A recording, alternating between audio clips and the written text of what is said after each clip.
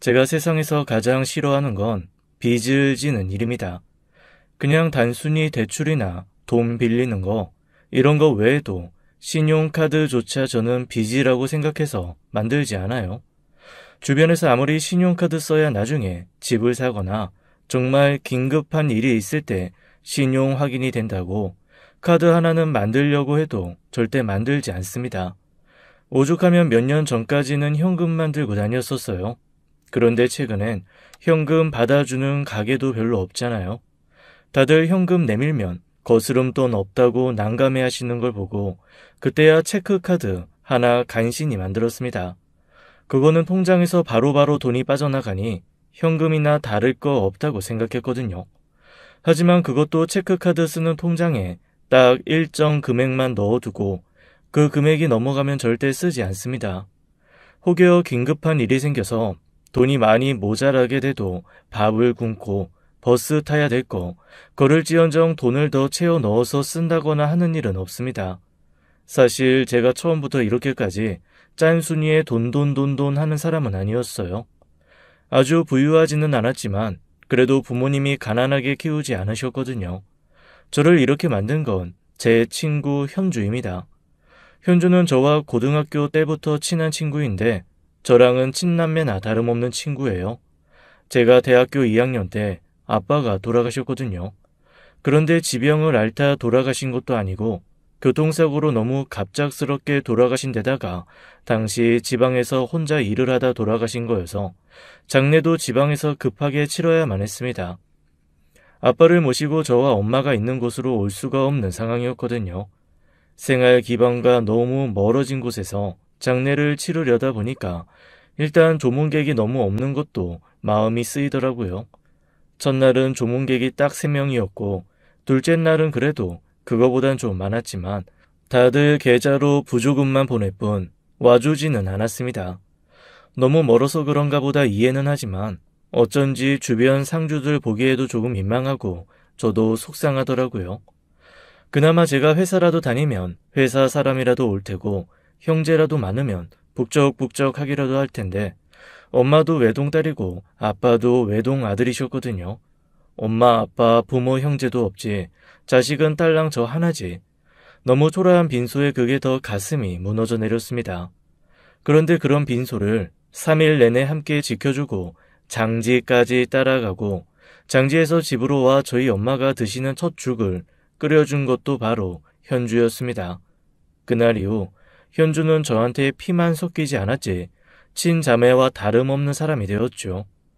그래서 아르바이트로 애면글면 모은 800만 원, 자치금, 보증금 할 그 돈을 현주가 너무 급하니 한 달만 빌려달라고 했을 때 저는 망설이지 않고 선뜻 넘겨주었습니다. 그리고 그때부터 제 모든 생활이 꼬이기 시작했어요. 한 달 뒤에 꼭 돌려주겠다고 얘기했던 현주는 그 돈을 받고 자취를 감췄습니다. 저는 당연히 자취방을 구하지 못했고 방을 구하지 못하니 학교를 힘들게 다니는 수밖에 없었습니다. 제 계획으로는 학교와 가까운 곳에서 공부하고 일하면서 장학금을 받는 거였는데 그런 계획도 다 무너지게 된 거죠. 어떡하든 먹고 살아야 하고 학비도 내야 하니 공부도 해서 장학금도 받아야 하지만 아르바이트도 해야 했습니다. 몹시 고단한 생활이 시작된 거죠. 현주가 가져간 건 어떻게 보면 고작 800만 원이었지만 저는 그 800만 원 때문에 1200만 원, 1500만 원, 2000만 원의 손해를 봐야 했던 셈입니다. 잃은 것도 너무 많고 감내해야 할 것도 너무 많았어요. 결국 한 학기를 죽을 둥 살 둥 다니다가 도저히 해결이 되지 않아 학교에 휴학계를 내고 아르바이트를 시작했습니다.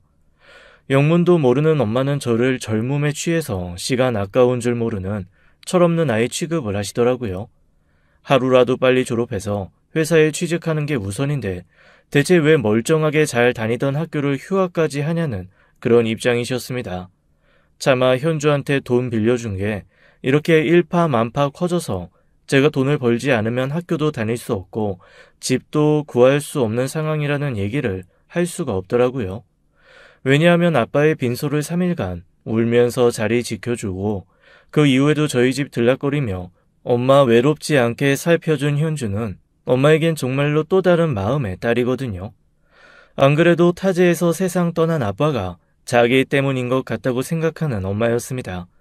자기가 하도 돈돈거리고 사람은 그래도 일을 해야 된다고 윽박 질러서 아빠가 그렇게 된 것 같다고 자책하는 엄마에게 현주마저 그런 상처를 우리 식구에게 줬다는 사실을 말할 수가 없었습니다. 안 그래도 수시로 현주는 왜 요즘 안 오냐, 현주는 잘 있다냐 저한테 물어보는 엄마에게 지방으로 아르바이트 가서 나도 요즘 잘 못 본다는 둥, 집에 일이 생겨서 본가에 한 1년 있어야 될 것 같다는 둥, 거짓말로 둘러대는 것도 몹시 힘든 참이었거든요. 어쨌건 사정도 말하지 못한 채 혼자 소가리만 하면서 휴학을 하고 저는 정말 이 시간을 내 인생에 다시 없을 돈 버는 기회로 잡겠다는 결심을 했습니다. 이후 1년간 죽을 힘을 다해서 돈을 벌었습니다. 아르바이트도 5개나 했어요. 마치 퍼즐 끼워 맞추듯이 새벽 해 떠 있을 때, 해 졌을 때를 쪼개서 아르바이트를 하고 무슨 이교대 직업 가진 사람처럼 살았습니다. 24시간 중에 자는 시간은 서너 시간에 불과하고 나머지는 모두 아르바이트 하는 데 바쳤습니다. 매일 하는 아르바이트도 있었고 퐁당퐁당 일주일에 몇 번만 하는 아르바이트도 있었습니다. 주말 같은 때는 아예 별도의 아르바이트를 잡아서 1년 동안 명절 때조차 단 하루도 쉬지 않고 일을 했습니다. 숨만 쉬며 일을 했더니 도저히 줄 것 같지 않던 빚이 조금씩 줄고 전혀 쌓일 것 같지 않던 돈이 통장에 차곡차곡 모이기 시작하더라고요. 그동안 저는 옷도 사지 않고 그 흔한 커피 한 잔도 사 먹은 적이 없습니다. 마치 원시인처럼 최소한의 먹을 것, 뚫어지고 낡아버릴 때까지 입고 신는 의류, 여대생의 모습은 전혀 없이 그저 삶에 찌든 여자 사람일 뿐이었습니다. 그런데 그렇게 사니까 돈은 모이더라고요. 처음에는 10만원, 20만원 소소하게 모이다가 그게 100만원이 되고 어느새 500이 되고 1000이 됐습니다. 그렇게 1년간 건강 잃어가며 죽어라 일한 결과 저는 졸업할 때까지의 학비와 제가 지금까지 줬던 모든 부채를 탕감할 만큼의 돈, 그리고 월세가 아닌 전세로 작은 자취방 하나 얻을 정도의 비용을 마련할 수 있었습니다. 그 돈을 마련하기까지 저의 고생은 이루 말할 수가 없었어요. 정말 모든 걸 잃는 시간이었습니다. 건강도 잃었고 친구도 잃었습니다. 얻은 건 돈뿐이라고 생각했는데 그 1년이 얼추 마무리될 때쯤 저는 하나를 더 얻었습니다. 바로 예비 남편이었어요. 예비 남편과 저는 아르바이트를 하면서 만났어요. 뭔가 그 사람도 저처럼 절실한 게 있는지 저랑 아르바이트가 3개나 겹치더라고요. 하나는 편의점 아르바이트였고 또 하나는 고깃집 불판 닦는 아르바이트였습니다. 그리고 나머지 하나는 결혼식이나 돌잔치의 하객 알바 아르바이트였어요. 한두 번 정도 마주쳤을 때는 그냥 그런가 보다 했죠. 그런데 그게 점점 반복이 되니까 어느새 서로 마음도 나누게 되고 속 얘기도 하게 됐습니다. 특히 결혼식이나 돌잔치의 커플처럼 위장하고 가다 보니 진짜 커플인 듯 아닌 듯 썸 타는 시간이 길어졌습니다. 그러다가 썸이 관심이 되고 어느새 사랑이 되어버린 거죠. 그 누구에게도 말 못할 자기 사정도 서로 나누면서 우리는 사랑을 넘어 일종의 전우애가 생기기 시작했습니다. 저는 친구가 제 돈을 들고 튀어버리는 바람에 점점 일이 꼬여서 돈을 벌기 시작했다고 했고 그는 딱 한마디 살려고 돈 번다고 하더라고요.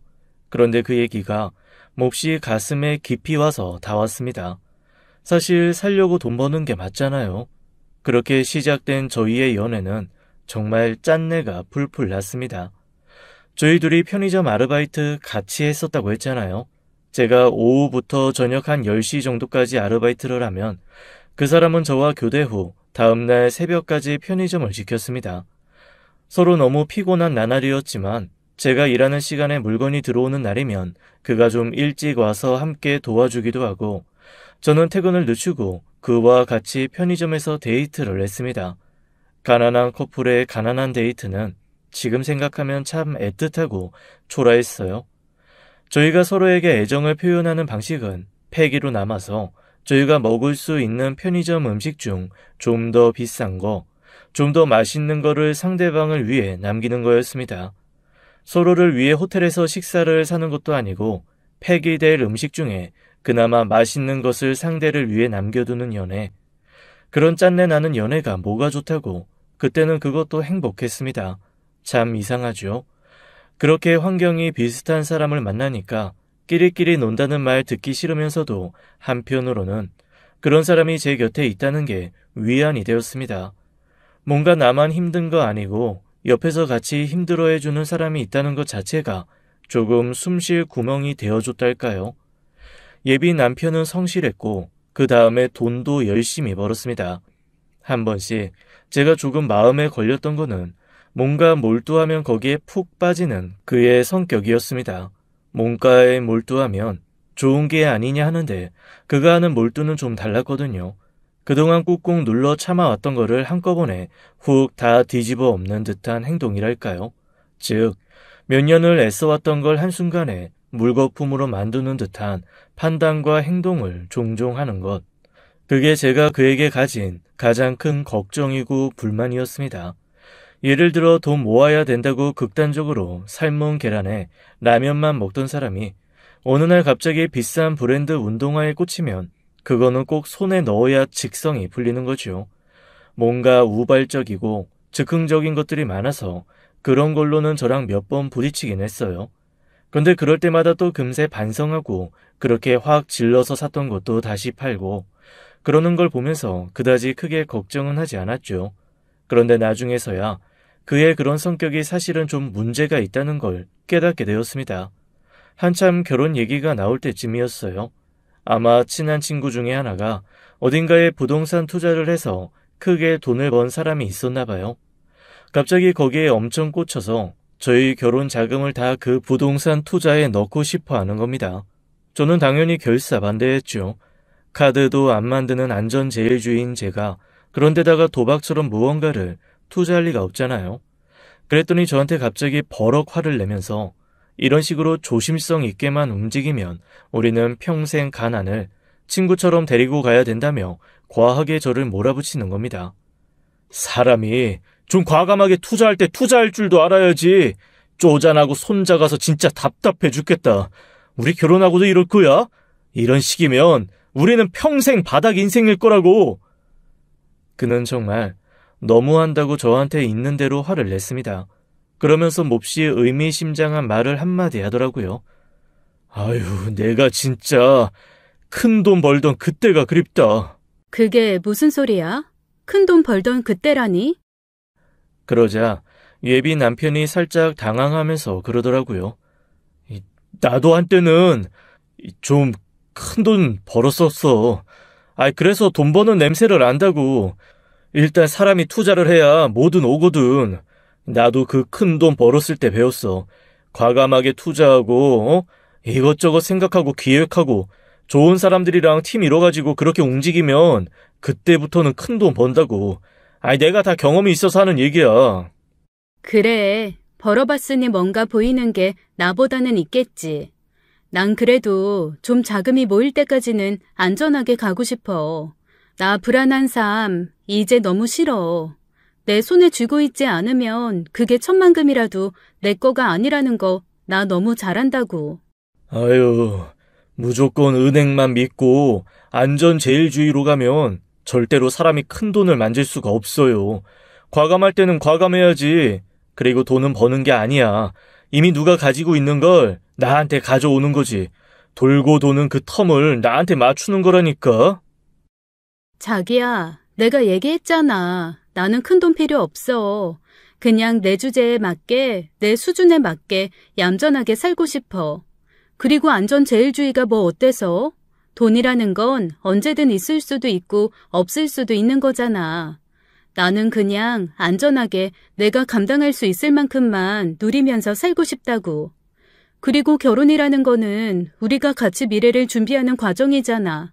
그 과정에 안전함이 빠지면 대체 뭐가 남겠어? 제가 아무리 이렇게 얘기를 해도 예비 남편은 그저 저를 한심하게 생각할 뿐이었습니다. 그러더니 결혼 전에 자기 머리 좀 식혀야겠다고 지금까지 일만 하며 혹사해온 스스로에게 휴식을 좀 주고 싶다고 하더라고요. 혼자서 여행을 다녀오고 싶다고 하길래 조금 서운하기는 했지만 그러라고 했습니다. 결혼 스트레스가 여자한테만 있는 게 아니라 남자한테도 있다는 얘기 친구들한테도 익히 들었었거든요. 결혼 준비하면서 연애할 때보다 훨씬 더 많이 싸운다는 말도 들었고요. 그래서 저는 그냥 이참에 조금 고단했던 일상을 벗어나 예비 남편이 약간 기분을 리프레시하는 기회가 되기를 바라기도 했습니다. 그래서 편안하게 여행 다녀오라고 보내줬죠. 제가 바란 대로 한 열흘 정도 혼자 동남아 배낭 여행을 다녀온 예비 남편의 얼굴은 환하게 바뀌어 있었습니다. 그리고 그때부터 어디서 났는지 결혼 준비에 큰 돈을 펑펑 쓰기 시작하더라고요.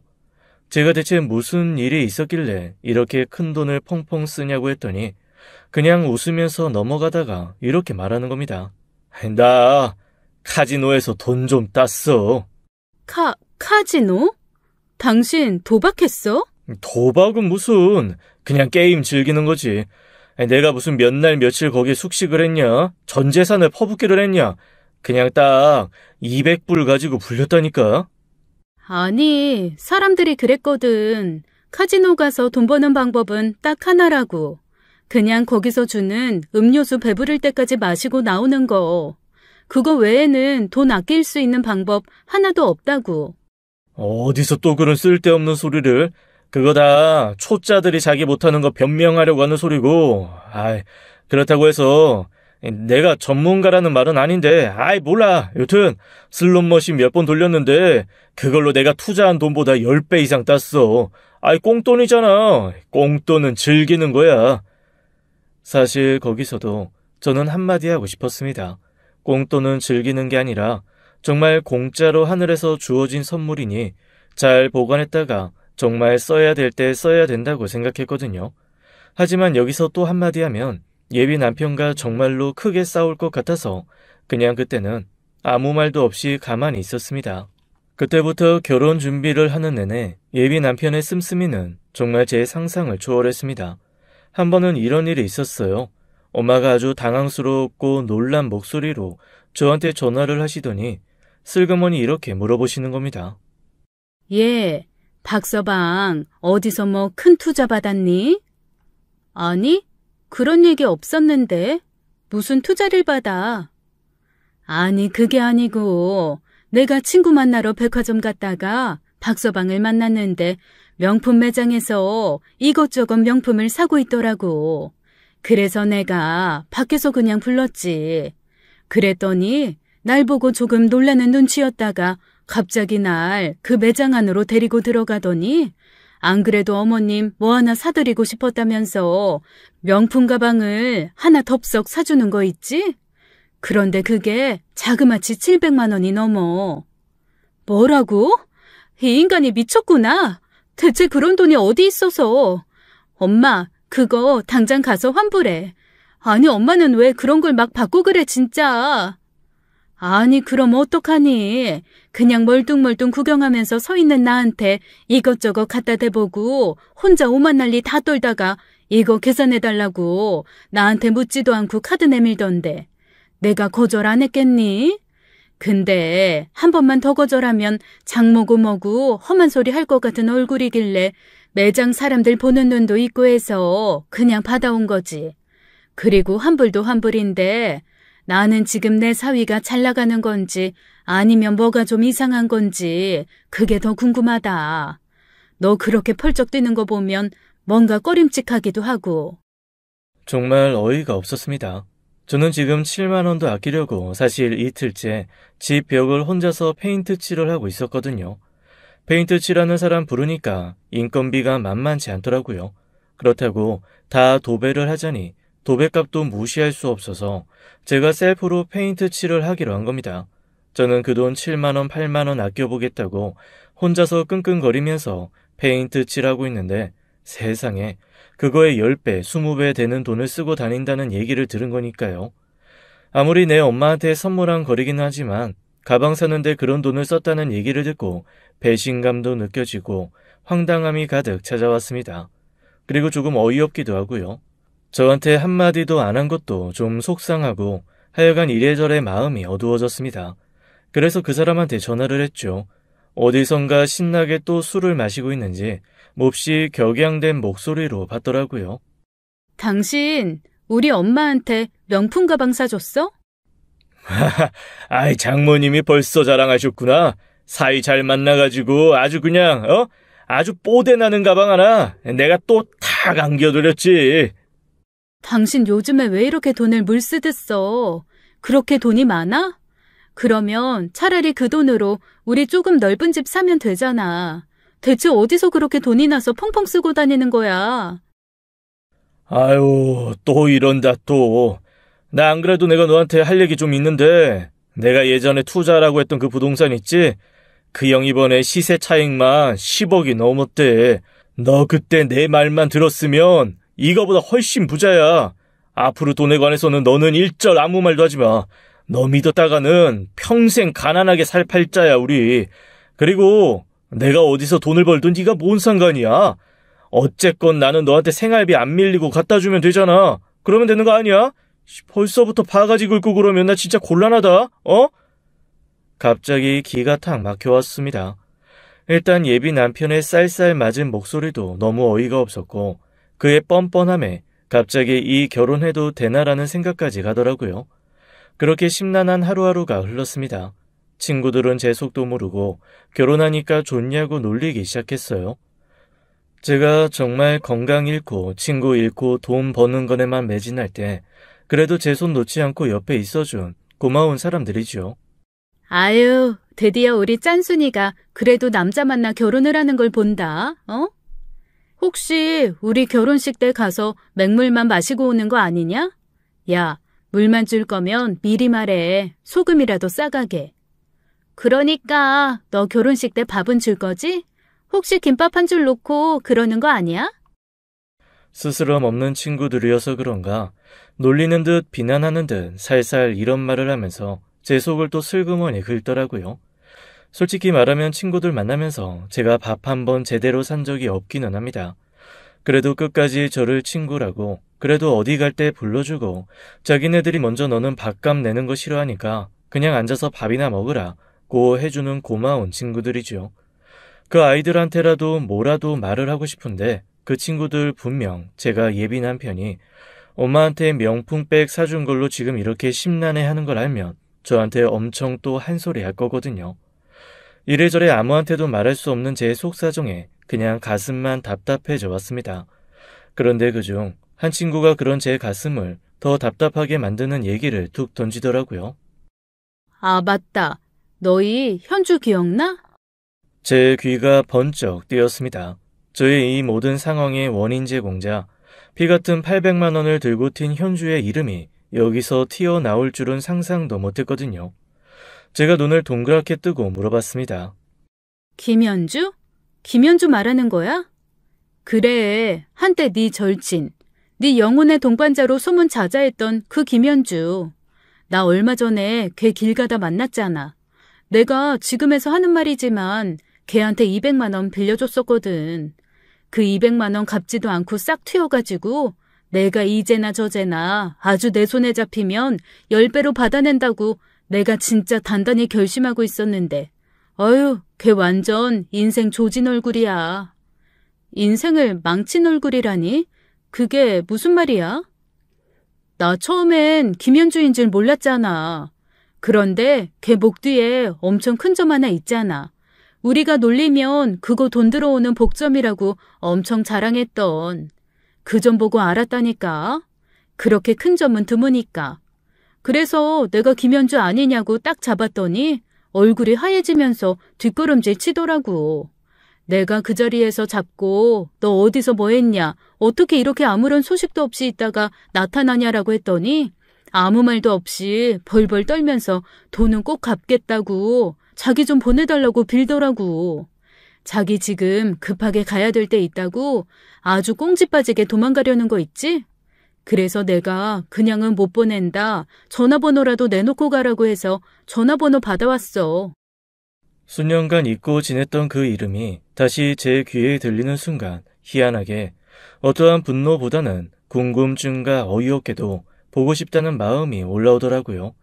이게 사람이 오랜 정이라는 게 참 그런 모양입니다. 그래서 그 친구에게 현주의 전화번호를 받았습니다. 그 이후에 그 친구가 전해준 얘기는 더 가관이었어요. 제가 제 삶이 바쁘고 고되고 무엇보다 아르바이트 하느라 사실 별다른 교류가 없었거든요. 그래서 몰랐는데 저뿐만 아니라 현주에게 돈을 떼인 사람이 한둘이 아니더라고요. 형주의 행방만 알면 가만히 있지 않겠다고 부들부들 떠는 사람이 생각보다 많은 상태였습니다. 아니, 걔는 이 많은 사람들한테 그 많은 돈을 다 받아서 뭐 했대? 아, 너희 모르는구나. 야, 걔도 사정이 딱해. 걔 보이스피싱 완전 크게 당해가지고 집까지 싹 날렸잖아. 그게 무슨 소리야? 나 처음 듣는 얘긴데. 다들 모르지 뭐. 내 사촌 언니가 그 보이스피싱에 연루돼서 피해 접수하고 피해자들 모임 나가고 했거든. 처음에 너무 손발이 덜덜 떨린다고 같이 가달라고 해서 따라갔는데 거기서 김연주 봤어. 그 피해자 모임도 웃긴 게 금액별로 사람들이 뭉친다? 우리 언니는 2천만 원인가 그랬는데 3천만 원 이하 피해액인 사람들 그룹에서 얘기 나누고 현주 걔는 수억 단위 피해 입은 사람들 사이에 있더라고. 그 다음에 들었지. 집 날린 젊은 여자 있다고. 그게 현주였어. 금시초문인 얘기였습니다. 아니 보이스피싱을 뭘 어떻게 얼마나 당했길래 온 식구가 이사 갈 집 자금을 날린 건지. 친구 말에 의하면 중도금, 잔금을 보이스피싱 계좌에 넣었다고 했습니다. 집주인이 해외에 나가 있어서 바로바로 확인이 안 된 것이 화근이었다네요. 잘못된 계좌에 돈을 넣었는데 그게 보이스피싱 계좌였던 겁니다. 걔네 집 그것 때문에 온 집안 다 뿔뿔이 흩어지고 어떡하든 집이라도 한 채 살려보겠다고 여기저기서 돈 빌렸던 거 하나도 못 갚은 거래. 결국 지키려고 했던 집은 남한테 넘어가고 식구들은 다 뿔뿔이 흩어지고 완전히 풍비박산 났어. 그래서 걔한테 돈 빌려준 사람들 중에 일부는 그런 애한테 무슨 돈을 받느냐고 포기한 사람도 있다더라. 뭐 어떤 사람들은 그 사정도 딱하지만 내 사정도 딱하다 이러고 지금까지 눈에 불을 켜고 찾는 사람도 있고. 나도 사실 번호를 받기는 했는데 현주 얼굴 상태 보니까 지금도 사정이 그렇게 좋은 것 같진 않더라고. 그래서 그 200만 원 그냥 어디 기부했다 그러고 있어. 아니 그 표정이랑 그 얼굴 보는데 도저히 내 돈 내놔 이 기집애야 이 소리가 안 나오더라. 친구의 한숨 섞인 말을 들으면서 갑자기 마음이 복잡해져 왔습니다. 물론 그 800만 원 때문에 꼬여서 제 사정도 엉망진창이 됐지만 그런 일이 있을 거라고는 사실 생각을 못했거든요. 한편으로는 차라리 솔직하게 말을 좀 해줬으면 제가 이해라도 했을 텐데 왜 그런 말조차 하지 않았을까 원망도 됐습니다. 그런 말을 하지 못할 정도로 내가 못 믿어온 친구였나 싶기도 하고 하여간 이래저래 마음이 더 복잡해지더라고요. 그래서 그 친구한테 받은 현주의 전화번호를 한참 동안 들여다보기만 하다가 망설임 끝에 전화를 걸었습니다. 몹시 기죽은 목소리로 현주가 전화를 받더라고요. 저는 아무 말도 없이 가만히 있었죠. 곧 수화기 밖에선 흐느끼는 소리가 흘러나왔습니다. 아마 제 번호를 기억하고 있었던 모양이에요. 하긴 하루가 멀다 하고 몇 시간씩 붙들었던 전화 상대인데 그 전화번호 기억 못할 리가 없죠. 저는 현주에게 만나자고 했습니다. 야, 돈 달라는 얘기 안 할 테니까 얼굴 보자. 그리고 우리 엄마 너 궁금해가지고 아주 넘어가려고 그래. 다른 건 모르겠고 그냥 와서 우리 엄마 밥이나 한 끼 먹어. 우리 엄마 죽기 전에 너 보는 게 소원 중에 하나야. 내가 어머니 무슨 낯으로 보겠니? 우리 엄마 네가 무슨 짓 했는지 몰라. 그러니까 그냥 멀리서 일했다고 그냥 그렇게 얘기해. 일단 나 좀 만나고. 그렇게 저는 정말 몇 년 만에 제 절친 현주를 만났습니다. 근데 만나는 순간 진짜 눈물이 왈칵 솟아서 얼굴을 쳐다볼 수가 없더라고요. 차라리 번들번들 고생이라도 안 한 티가 나는 돈 많은 부티 나는 얼굴이었으면 머리끄댕이라도 잡고 뺨이라도 한 대 쳤을 겁니다. 그런데 피골이 상접해서 그 하얗고 깨끗하던 얼굴은 얼룩덜룩 관리 안 한 티가 역력했고 저한테 더듬더듬 변명을 하는 현주의 얼굴을 보는 것도 사실 너무 힘들었습니다. 그 얘기를 곰곰이 들어주기에는 사실 저도 그닥 넉넉하고 너그러운 상황이 아니었고 그렇다고 무작정 미워하고 원망하기에는 저와 그 친구가 지내온 세월이 너무나 깊고 진했던 탓이었어요. 한마디로 원망과 사랑, 애증이 복잡하게 뒤얽혀 대체 어느 감정에 춤을 춰야 할지 모르겠는 그런 기묘한 만남이었던 거지요. 저는 그냥 시간이 있으면 지금 집에 가서 엄마 보고 가라고 머뭇거리는 현주를 끌고 무작정 엄마 집으로 갔습니다. 엄마는 오랜만에 보는 현주를 보고 글쎄 눈물까지 흘리시더라고요. 아이고, 우리 딸내미. 간만에 봐서 좋은데 얼굴이 왜 이렇게 상했어? 그리고 그동안 왜 소식이 없었어? 엄마 보러도 안 오고. 엄마가 속상해 죽겠다. 아니, 왜 이렇게 얼굴이 상했대? 무슨 안 좋은 일 있었어? 나쁜 일 있었어? 엄마가 뭐 도와줄까? 그렇게 말하는 엄마 앞에서 현주는 정말 목 놓아 울기 시작했습니다. 엄마가 너무 놀래서 당황할 정도로 펑펑 울더라고요. 그러면서 얘 왜 이러냐고, 얘 진짜 무슨 일 있는 거냐고 엄마가 하얗게 질려 묻는 말에 저는 그냥 아무런 말도 할 수가 없었어요. 한참을 울고 난 현주가 꺼이꺼이 눈물을 참으며 그동안 있었던 일들을 말하기 시작했습니다. 보이스피싱에 정말 아주 된통 걸려서 온 집안이 풍비박산난 얘기서부터 그것 때문에 사방팔방 빚지고 지금까지 신용불량자로 도망다니는 얘기, 어떻게 하든 돈 갚아보려고 안 해본 일 없고 어쩌다 보니 일본에 밀항까지 했다 하더라고요. 얼마 전에는 불법 체류자로 쫓겨나서 처벌받은 얘기까지 하는데 아니 무슨 영화 한 편을 찍었더라고요. 꺼이꺼이 울면서 자초지정을 털어놓는 이 녀석이 너무 답답해서 제가 듣다가 오죽하면 이렇게 화를 내고 말았습니다. 야, 그런 상황이 있으면 그냥 나라도 좀 찾아오지 그랬어. 돈으로 내가 도움 줄 순 없지만 어쨌건 밥 한 숟갈 같이 먹을 수 있는 거잖아. 내가 너를 무슨 낯으로 찾아와. 너한테 제일 큰 돈 빌리고 튀었는데. 내가 세상 나쁜 년이지. 나 그리고 너 알바하는 거 몇 번 멀리서 본 적 있어. 네가 정말 피곤해 죽겠는 얼굴로 고기불판 닦고 꾸벅꾸벅 졸면서 편의점에서 일하는 거 나 다 봤어. 혼자 힘들게 고생하는 거 봤다고. 그러면서 너 왜 나 아는 척 안 했어? 보려고 본 게 아니라 정말 우연히 잠깐씩 봤거든. 그리고 그냥 멀리서 네 얼굴 한 번씩 본 거야. 정작 네 앞에 나타나면 내가 어떻게 해야 될지 너무 무섭고 힘들어서 나 정말 너무 너 볼 낯이 없다. 너무 미안해. 그제야 저희 엄마는 제가 그렇게 돈돈 하며 아르바이트를 했던 이유, 그리고 지금도 신용카드 하나 안 만드는 게 다 그때 현주가 제 돈을 들고 튀었던 그 사건 때문이라는 걸 그제야 아셨습니다. 엄마도 뭐 충격 받으셨죠. 딸이라고 생각했던 녀석이 자기 친딸 돈 들고 튀어서 그렇게 수년간 고생을 하게 만든 장본인이라는 걸 알고 나니 화가 난 거죠. 하지만 또 그러는 한편 피싱으로 모든 것을 잃은 그 녀석이 안쓰럽기도 하고 엄마도 뭔가 복잡한 얼굴이 되었습니다. 그런데 저희 엄마, 어른은 어른이시더라고요. 현주한테 이렇게 말씀하시는 거예요. 어쨌거나 사람 있고 돈 있었지 돈 있고 사람 있지 않았다. 지금이라도 정신 차리고 살고 있었으면 됐어. 그리고 그게 어디 네 잘못이니? 보이스 피싱하는 그놈들 잘못이지. 인생에 한 번씩 이렇게 큰 시련이 오기는 하더라.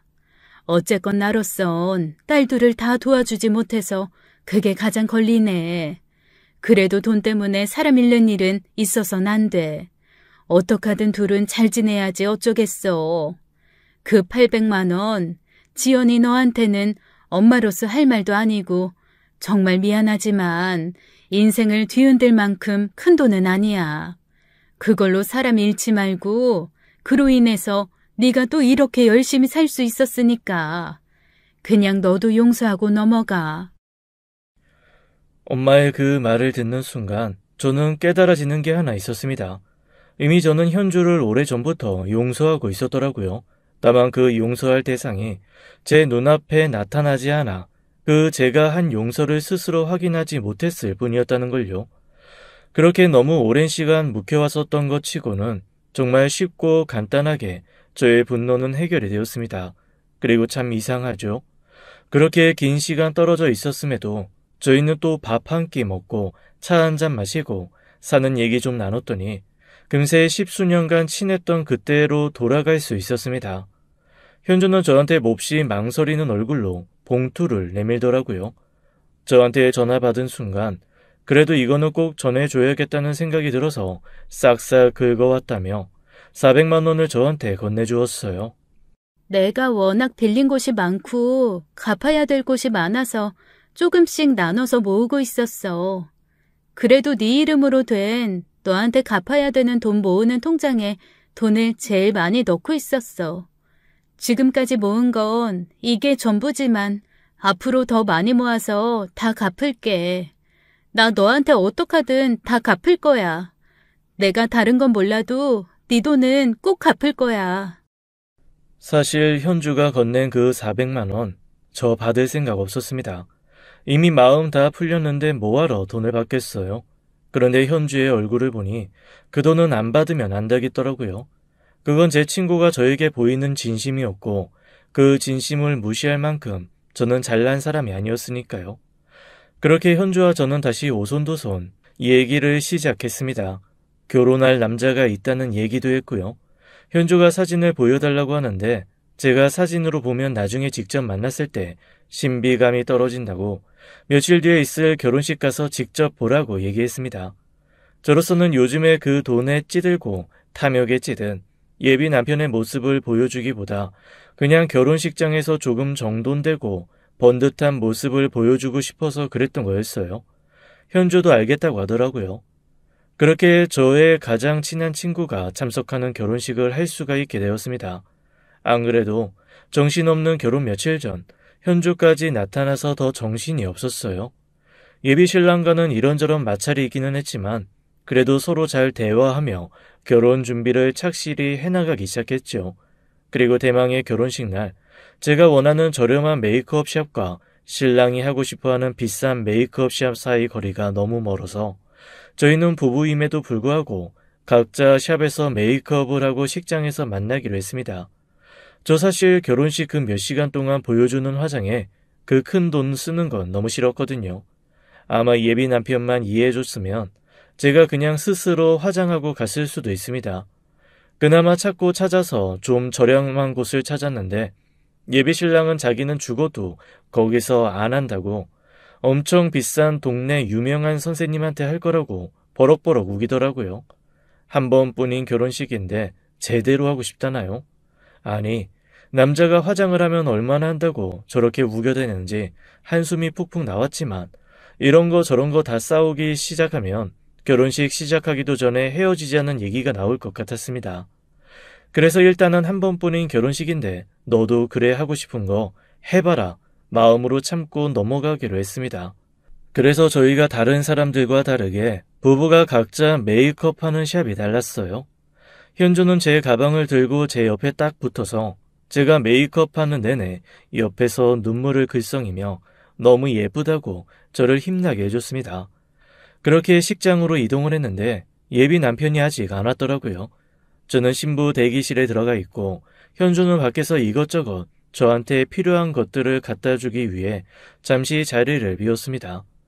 그런데 밖에서 시끌시끌하는 소리가 나면서 예비 남편이 도착한 것 같더라고요. 이제 곧 신부 대기실 들어오겠구나 싶어 온 매무새를 정리하고 있는데 들어올 줄 알았던 예비 남편은 안 들어오고 혼비백산된 현주가 헐레벌떡 들어와 신부 대기실 문을 확 잠가버리는 겁니다. 너무 놀라서 가만히 쳐다봤죠. 지연아, 너 이 결혼 하면 안 돼. 절대 안 돼. 지금이라도 이 결혼 엎어. 너 그게 무슨 소리야? 결혼은 왜 엎어? 너랑 결혼하겠다고 하는 저 남자 뭐 하는 사람인지 몰라? 몰랐던 거야? 저 사람 혹시 회사 다녀? 너 저 사람 어디서 만났어?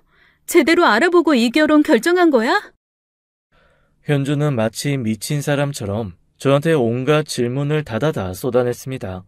대체 얘가 왜 이러나 싶어 멍하게 바라보다가 그 얼굴이 워낙 절박해서 더듬더듬 대답을 해주기 시작했죠. 아르바이트 하다가 만났고 회사 다녀. 회사 다니면서 투잡으로 다른 일도 하나 하고 있고. 아니 그러니까 내가 지금 왜 이런 대답을 해야 하는데? 너 말해봐. 대체 무슨 일인데? 너 저 사람 알아? 알아. 그리고 저 인간 진짜 모습, 정체도 알아. 그러면서 현주는 지갑을 꺼내 꼬깃꼬깃한 사진 한 장을 꺼냈습니다. 딱 봐도 불량스러운 사람들이 어딘가 바닷가 같은 데 모여서 찍은 사진이었어요. 그리고 그 무리 한가운데 지금과는 분위기가 많이 다르기는 하지만 분명 제 예비 남편이 분명한 얼굴이 떡하니 있더라고요. 누가 봐도 그 무리의 우두머리인 분위기였고 아무리 좋게 봐주려고 해도 일반적인 모임은 아닌 것처럼 보였습니다. 이게 뭐야? 이 사람이 왜 여기 있어? 그리고 너는 이 사진을 왜 가지고 있고? 뭐야 대체? 몹시 흥분한 듯 숨을 쌕쌕 내쉬던 현주가 간신히 숨을 고르고 천천히 해준 말을 듣고 저는 그대로 바닥으로 스르르 내려앉고 말았습니다. 저 인간 내 돈 다 떼어먹고 도망간 보이스 피싱범이야. 지금까지도 경찰이 못 잡아서 수배하고 있는 그놈. 내 눈앞에서 돈 싹 가져가면서 빙글빙글 웃던 그 얼굴이 눈에 선한데 저 인간이 어떻게 네 예비 남편감으로 옆에 서 있을 수가 있어? 나 이 사진 한 장 들고 다니면서 매일 다짐했어. 어떡하든 이 인간 찾아서 죗값 치르게 하겠다고. 뭐라고? 그게 무슨 말이야? 보이스피싱범이라니. 아닐 거야. 저 사람 진짜 일 열심히 해. 나 아르바이트 막 3개, 5개 그렇게 하던 시절에 나처럼 일하던 사람이야. 보이스피싱범이 그렇게 열심히 아르바이트 할 리가 없잖아. 도피 자금 마련할 겸 구멍난 돈 메울 겸 한 거겠지. 나 다음에 수거해야 하는 사람한테 반밖에 못 받아내고 신고당해서 자취를 감췄으니까. 현주는 정말 흥분한 듯 알 수 없는 말들을 마구 쏟아냈습니다. 저는 대체 그 말이 무슨 말인지 하나도 알아들을 수가 없었어요. 아니, 한국말이라서 다 제 귀에 뭔가 말로 들어오기는 했는데 전혀 제 마음속에 와서 박히지는 않았던 거죠. 너무 황당하고 어이가 없어서 그냥 멍하게 있었습니다. 말들이 쓱 귀 안쪽으로 들어왔다가 다른 귀로 쓱 흘러나가는 느낌이었어요. 하지만 마지막 말만큼은 정확하게 알아들을 수 있었습니다. 너한테 정말 미안하다. 하지만 나 저 인간 보자마자 경찰 불렀어. 미안해. 네 결혼식 망쳐서. 근데 저 인간 잡아야 돼. 저 자식 잡히기를 기다리는 사람이 수십 명이야. 미안해 지연아. 내가 평생 갚으면서 살게. 아니, 잠깐만. 내가 직접 확인해야겠어. 일단 한쪽 말만 듣고는 판단할 수가 없잖아요. 바로 신부 대기실을 뛰쳐나갔습니다. 밖에서는 예비 남편이 세상 해맑은 얼굴로 사람들이랑 인사를 하고 있더라고요. 그리고 절 보더니 방긋 웃으며 이러는 겁니다. 아이고 우리 마누라, 안 그래도 지금 막 신부 대기실 들어가려고 했는데 이야 우리 마누라 예쁘다. 그런데 이렇게 신부가 밖에 나와도 돼? 대기실에 앉아 있어야 되는 거 아니야? 당신 잠깐 나랑 얘기 좀 해. 무슨 얘기? 나 지금 손님들 와서 인사해야 되는데. 급한 일이야. 얘기 좀 해. 그는 의아한 얼굴로 저를 따라 신부 대기실 안에 들어왔습니다. 그리고 거기 매서운 눈으로 앉아있는 현주를 보자마자 얼굴이 하얗게 질리더라고요. 순간 깨달았습니다. 그 사람에게 자초지종 들을 필요도 없구나. 저 표정이 모든 걸 다 설명해 주는구나 라고 말이죠. 당황한 그가 급하게 신부 대기실 밖으로 뛰쳐나가려고 하길래 저는 바로 문을 잠가버렸습니다. 현주가 뚜벅뚜벅 신랑 앞으로 걸어 나오더니 뺨을 있는 대로 후려치더라고요. 정말 예상치 못한 곳에서 예상하지 못한 사람을 만나 당황해서 그런지 반박 없이 또 맞고 있대요. 탄력받은 현주는 이제는 손에 근처에 있던 꽃꽂이 소품 중 나뭇가지 모아둔 것 같은 걸 하나 들고 후두려 패기 시작했습니다. 그런데 세상에 글쎄 이 인간이 맞으면서 뭐라 그랬는 줄 아세요? 아씨 아줌마! 나도 그냥 시키는 대로 했을 뿐이라니까. 원래 사기는 당한 사람이 바보인 거야. 본인이 등신이라 당해놓고 왜 나한테 난리야 난리는. 원래 사기친 사람은 잘못이 없다고. 지가 멍청해서 그런 건데 나한테 왜 그래? 나도 엄밀하게 말하면 회사 일하다가 덤탱이 쓴 거라고. 그때 조직이 경찰한테 다 걸리는 바람에 여기저기 도망다니고 수멍다니라 팔자에도 없는 아르바이트하고. 나도 힘들었다고. 나도 당신 때문에 팔자 꼬인 사람 중에 하나야. 이씨. 뭐가 어쩌고 어째? 야, 이 미친놈아. 네가 그래도 뚫린 입이라고 나불거리게 뒀더니 지금 그걸 말이라고 해? 너 오늘 한번 내 손에 죽어봐. 너 가만 안 둬? 종극이 따로 없었습니다. 세상 제일 비싼 샵에서 신부보다 더 꽃단장을 하고 나타난 제 예비 남편은 제 가장 친한 친구에게 입을 털리듯 얻어맞으며 구질구질해지고 있었죠. 그리고 저는 그 옆에서 대체 내게 무슨 일이 벌어진 건지 멍하게 되짚어보기 시작했습니다. 네, 그랬던 겁니다. 제 예비 남편은 보이스피싱 중책이었던 사람이었어요. 그리고 현주가 연루된 그 사건으로 경찰한테 잡힐 것 같으니 몸 숨길 겸 자금 마련할 겸 그렇게 아르바이트를 열심히 했던 겁니다. 살려고 한다는 그 말이 정말 조직의 손에서 죽기 싫어 살려고 했다는 거였다는 걸 저는 미련하게도 그제야 알게 된 거죠. 뻔뻔하게 현주한테 험한 소리를 해대며 변명하고 협박하는 그 얼굴은 영락 없는 양아치 범죄자의 얼굴이었어요. 그동안 연애하면서 저한테 한 번도 보여준 적이 없지만 제가 한 번씩 미심쩍음과 불안함을 가지고 슬쩍슬쩍 느끼기만 한 그 표정들이었어요. 그리고 제 마음속에 약간의 찜찜함으로 조금씩 남아있던 것들이 다 이유를 안고 표면화되는 느낌이었습니다. 일반인 같지 않게 어딘가에 훅 빠지는 게 너무나 자연스러웠던 모습이나 한 번씩 동남안을 갔다 오면 씀씀이 커지고 돈 많이 쓰는 그런 모습들, 다 예전에 보이스피싱 할 때 연관됐던 사람들과 또 나쁜 짓을 벌이고 거기에 대한 대가를 받은 거였더라고요. 예비 남편은 저한테 온갖 변명을 하기 시작했습니다.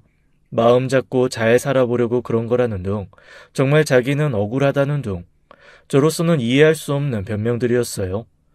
일단 처음에 현주를 만나서 자기가 자기 입으로 쏟아낸 말들을 기억도 못하는 것처럼 서툰 변명을 내뱉는 그 자체가 가증스러웠습니다. 게다가 제가 그 사람이 했던 말을 가지고 물고 늘어지니 자기가 언제 그랬냐며 본인은 그런 말을 한 적이 없다고 발뺌까지 하더라고요. 신부 대기실을 촬영하고 있었던 카메라가 없었으면 정말 억울해서 펄쩍 뛸 일이었습니다. 저는 그 자리에서 예비 남편의 뺨을 후려치고 결혼을 엎어버리고 말았습니다. 제가 뺨을 올려붙이며 씩씩거리던 그때 마침 경찰이 들이닥쳤고 경찰에서는 망설인 것 하나 없이 딱 얼굴 보고 뭔가 확인하더니 수갑을 채우더라고요. 빼도 박도 못하게 된 거죠. 당연히 결혼식장은 아수라장이 되었습니다. 일단 예비 남편 부모라는 사람들은 순식간에 흔적도 없이 사라졌고 저희 쪽 하객만 당황한 채 설왕설래 결혼식장 로비에서 당황하며 두리번거릴 뿐이었습니다. 경찰 뜨자마자 예비 남편 쪽 하객들은 안개처럼 후루루 사라져버렸어요. 마치 신기루처럼 순식간에 사라져서 제가 다 믿을 수 없을 지경이었습니다. 가장 놀란 사람은 저희 엄마였어요. 곧 쓰러질 것처럼 당황해서 휘청이는 엄마를 현주가 옆에서 부축하며 계속 죄송하다고 울더라고요. 야, 오늘 네가 나 살렸어. 미안할 거 없어. 내가 너한테 평생 은혜 갚으면서 살아야 돼. 나중에 자초지정을 들은 엄마는 현주가 또 우리 모녀를 살렸다며 안도의 한숨을 쉬시더라고요. 그러면서 저한테 혼인신고 안 한 게 얼마나 다행이냐, 결혼식 끝나기 전에 엎어진 게 얼마나 다행이냐, 결혼해서 알았으면 더 큰일 날 뻔했더라고 아주 몇 번씩이나 그 얘기를 하시더라고요. 다행인지 불행인지 여튼 나도 하늘에 있는 네 아빠도 친척도 없고 친구도 없어서 부를 사람이 많지 않아서 그나마 간단하게 끝났다. 아이고, 정말 하늘에서 네 아빠가 도왔어. 네 아빠가 도왔어. 세상에, 나도 눈이 멀었지. 어찌 그런 놈을 딱 알아보지 못했을꼬. 어머니, 세상에서 제일 거르기 힘든 게 사기꾼이에요. 작정하고 본 모습 숨기고 달려드는 사람들 무슨 수로 걸러요. 그냥 저처럼 더러운 똥 밟았다고 생각하시는 게 정신건강에 편해요. 아이고, 안쓰러운 것. 그동안 그래. 얼마나 마음고생이 심했을 거야. 아휴. 엄마의 말에 현주는 그 품에 안겨 한참을 울었습니다. 사실 저는 그런 얘기를 듣고 그런 광경을 보면서도 좀 멍했어요. 하얗고 예쁜 드레스를 입고 예식장 로비에 철퍼덕 주저앉아 공허하게 벽을 쳐다볼 뿐이었습니다. 현주의 신고로 출동한 경찰에게 잡힌 그는 마치 미친 맹수가 날뛰듯 날뛰었습니다. 저런 식으로 화를 분출하는 사람이었구나, 끔찍하다라는 생각이 들 정도로 펄펄 뛰면서 분노 조절이 되지 않는 걸 보며 등골이 서늘하더라고요. 그동안 그가 속한 조직을 일망타진하려고 엄청 애를 썼는데 이렇게 허망하게 잡을 줄은 몰랐는지 경찰들도 고개를 설레설레 하더라고요. 어쨌거나 저는 결혼식 날 결혼은 안 하고 신랑을 경찰한테 넘겨준 신부가 되고 말았죠. 여러모로 친구들 사이에서는 다시 유명해졌어요. 짠순이 소금 여왕이라는 별명에서 결혼식 학살자라는 별명이 더해지고 인생 파괴왕이라는 자조적인 얘기까지 들었으니까요. 이후 그 사람은 그동안 저질렀던 다양한 사기와 범죄로 실형을 받게 되었습니다. 그리고 그를 체포하면서 압수한 계좌와 증거들로 일부 피해자들은 피해 금액을 일부 변제받게 되었어요. 그 사람이 잠적하면서 계좌 흐름이 들킬까봐 숨겨둔 돈이 있었는데 그걸 돌려줄 수 있게 된 거죠. 이미 해외에 있는 총책에게 보낸 돈을 찾을 길은 없어 손해로 남았지만 그래도 꽤 많은 금액이 남아있어서 피해자들에게 일부 보상이 가능하다고 해들었습니다.